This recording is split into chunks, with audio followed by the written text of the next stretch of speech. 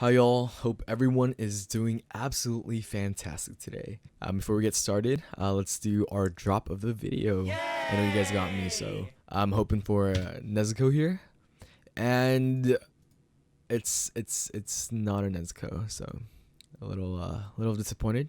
You guys don't have me, but it's all right. It's T-Salt here, and I wanted to talk about something fundamental to the game of Karuta.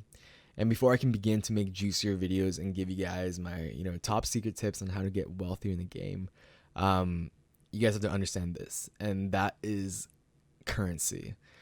Before we get started, just wanted to say that, if you enjoy this type of content, please leave a like down below and subscribe to my channel. It really helps out with the YouTube algorithm. And my Discord channel is doing a giveaway every day this week, so make sure you tune into that if you guys are interested at all.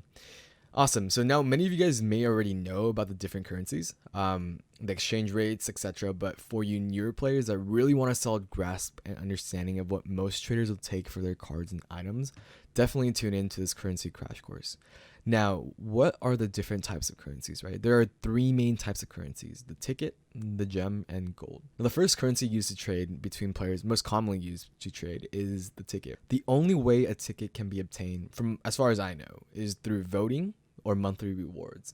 When you type in the command kvote, it'll take you to a site where you can then vote, and in return, you'll get one ticket. You just get you press this vote button, and a ticket will automatically be added to your inventory. On weekends, if you vote, you'll get 2 tickets, and you can do this once every 12 hours. Monthly rewards are random, but sometimes include some tickets, like between 5 or 8. I think in March, the monthly reward for March was like 6 tickets or something, and April was like 7, I forget. But to claim that, you just type K monthly at the end of the month, and depending on how many times you voted in that specific month, you'll get a different tier reward, and sometimes those contain tickets. Now, a ticket can primarily be redeemed and used in the Kticketshop. Sorry, let me mute the server really quick. Which can be accessed by typing out Kticketshop. There we go. This pulls up this window, which is essentially just a shop of stuff you can buy with your tickets. Now, the first item is extra grab.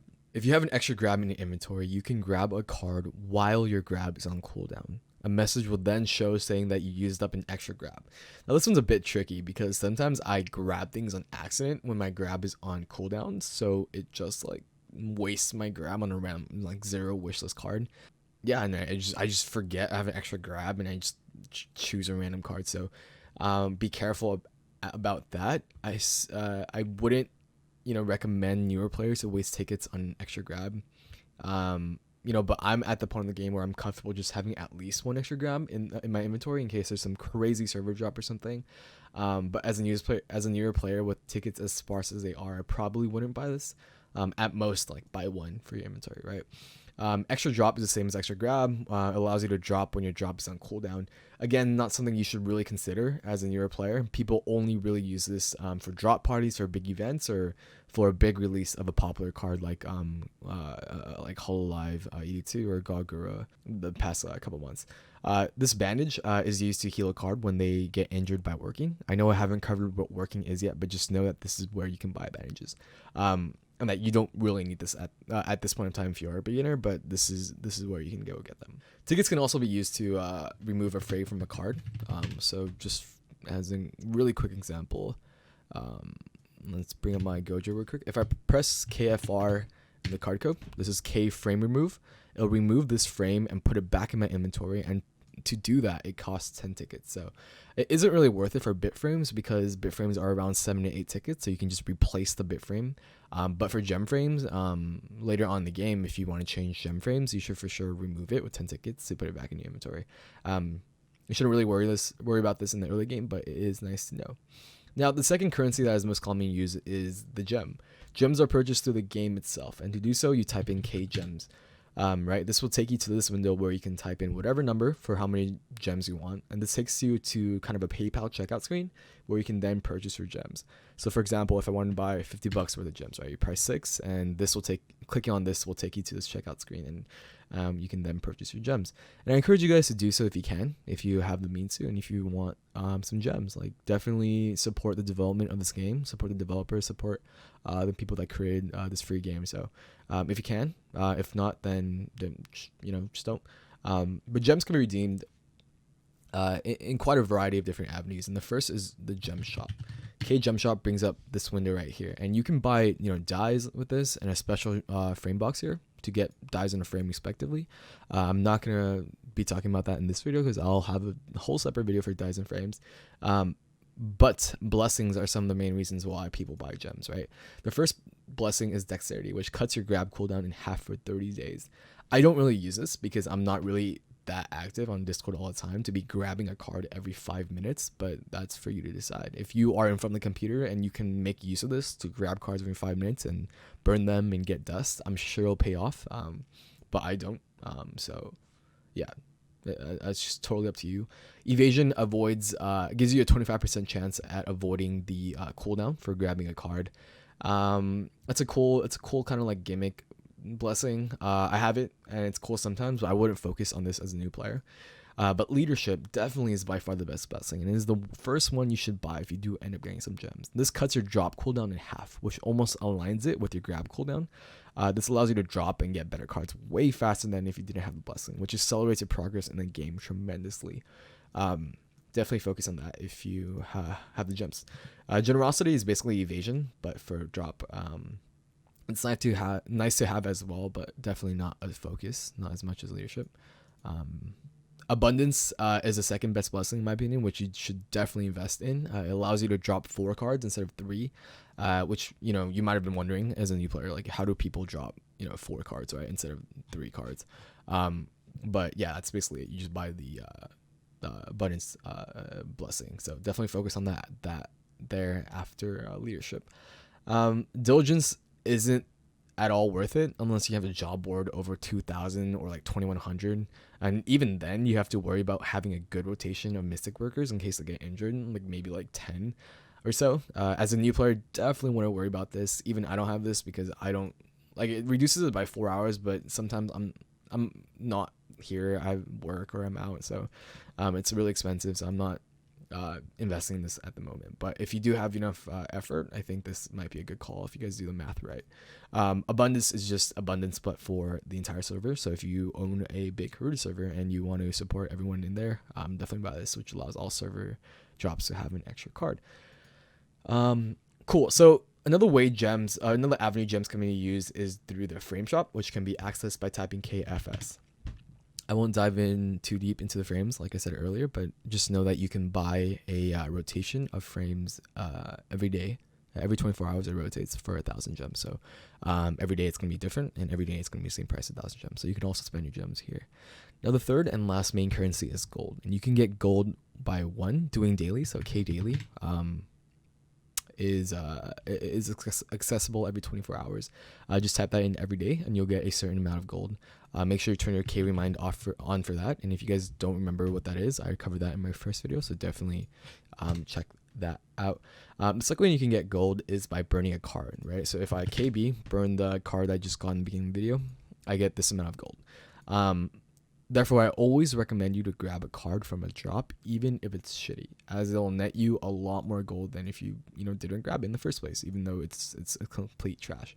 If you're always on Discord, you can even grab twice more after your drop is on cooldown, so you can just grab random cards that other people drop for extra gold and dust before your drop comes off cooldown next time. Now, gold has a bunch of different applications in Karuta. The first of which is just the regular shop, which can be accessed by the command Kshop. This pulls up this window, right? The trade license is pretty much a must-have in Karuta. You can't trade with other people without it. This is probably going to be the first thing or one of the first things you buy as a new player. They introduced this I think recently, like last month or 2 months ago, to combat alting on the platform, which is when people use different accounts to farm gold and tickets and trade to their mains, which totally makes sense. So this is definitely a must buy. You can also buy an album, which is something I'll cover later on, but an album is just somewhere where you can store and flex your cards to show other people. Same with this empty page, just allows you to build onto your album and add another page to this album. A work permit is very important, but we'll dive into working in another video. But this is where you can get a work permit to let you work, to let you do the command K work for 30 days. And all the rest of these aren't really important right now. I'll dive into this in an upgrading video, but just know you can buy dust from here. And yeah. Now, gold is also used when you're upgrading cards, and this is probably where you're going to use the majority of your gold. Typing K upgrade, upgrades your most recent card, right? So it was dropped in good, and to upgrade from good to excellent, it costs 250 gold. And this cost increases as your card increases in quality. So once you get this up to excellent, from excellent to mint, if you were to upgrade that, it would cost 500.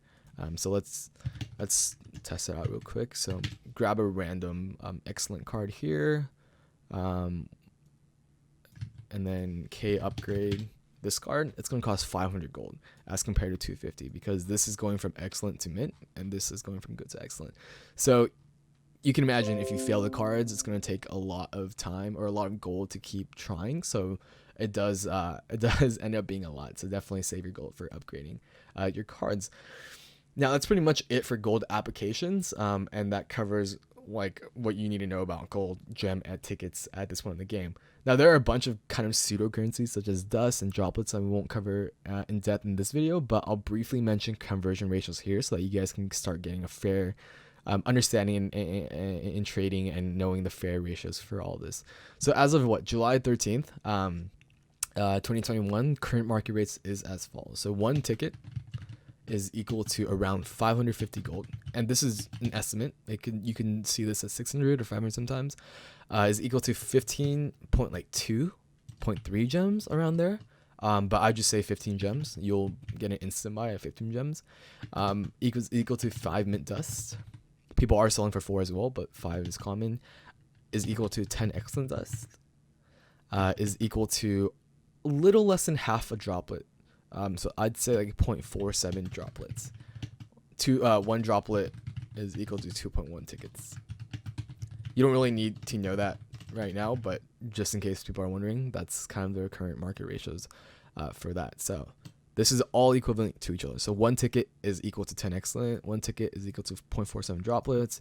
5 mint dust is equal to 550 gold. You can do the math between all of these. Awesome. And these are just rules of thumb at this point in time in the Karuta economy, and really just adjust depending on supply and demand of different things, right? For example, with the release of Edition 3 soon, predicting that ticket prices are going to soar due to the increase in demand for extra drops to get Edition 3 cards.